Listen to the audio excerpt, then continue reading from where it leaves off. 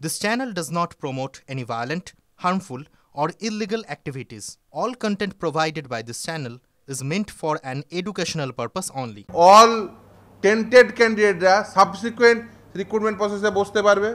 আদালতের নির্দেশে তারা বসতে পারেননি, ও আবার টেন্টেডদের মধ্যে তার পরের আন্ডারস্ট্যান্ডিং হয়েছে টেন্টেডদের মধ্যে পিএইচগুলো বসতে পারবে এবং তারা আবার চাকরি পাবে।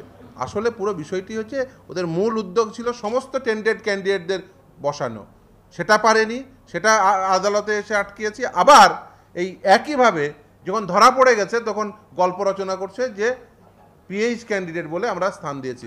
সুপ্রিম কোর্টের সামনে গিয়ে অন্য একটি মামলায় স্পেসিফিকলি বলেছেন একজন টেন্টেড ক্যান্ডিডেটও পরীক্ষায় বসেনি।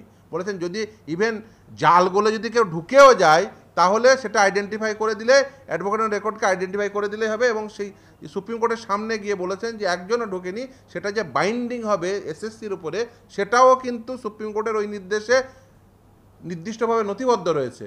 তারপরেও আজকে এসএসসির পক্ষ থেকে সেই সিনিয়র কাউন্সিলই বলছেন যে আমাদের আন্ডারস্ট্যান্ডিং হয়েছে যে পিএইচরা টেন্টেড হলে পরীক্ষায় বসতে পারবেন।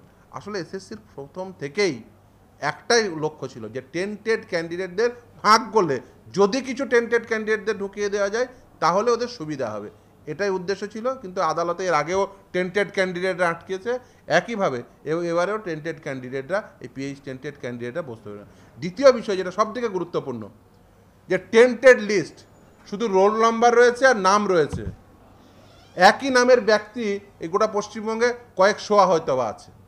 একই নামের ব্যক্তি নেক্সট রিক্রুটমেন্ট প্রসেসেও বসেছে অন্য একটি সাবজেক্টে, আপনি আইডেন্টিফাই করবেন কি করে?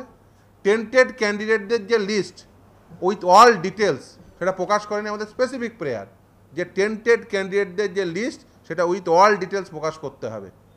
আজকে মহামান্য বিচারপতি সেই নির্দেশ দিয়েছেন যে টেন্টেড ক্যান্ডিডেটদের যে লিস্ট সেটা উইথ অল ডিটেলস প্রকাশ করতে হবে, নাহলে ট্যালি করা সম্ভব হবে না।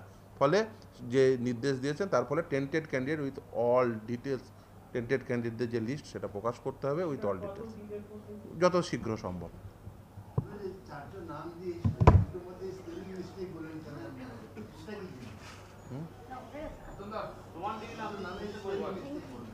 সেটাই আইডেন্টিফাই করবো কি করে, সেই জন্যই তো ওই অর্ডারটা হলো। টেন্টেড ক্যান্ডিডেট আর যে ইন্টারভিউ ক্যান্ডিডেট, এবার এটা ট্যালি করবো কি করে? আনটিল অ্যান্ড আনলেস তার অল ডিটেলস থাকবে, ফলে সেই জন্যই অল ডিটেলস দিতে বলেছেন।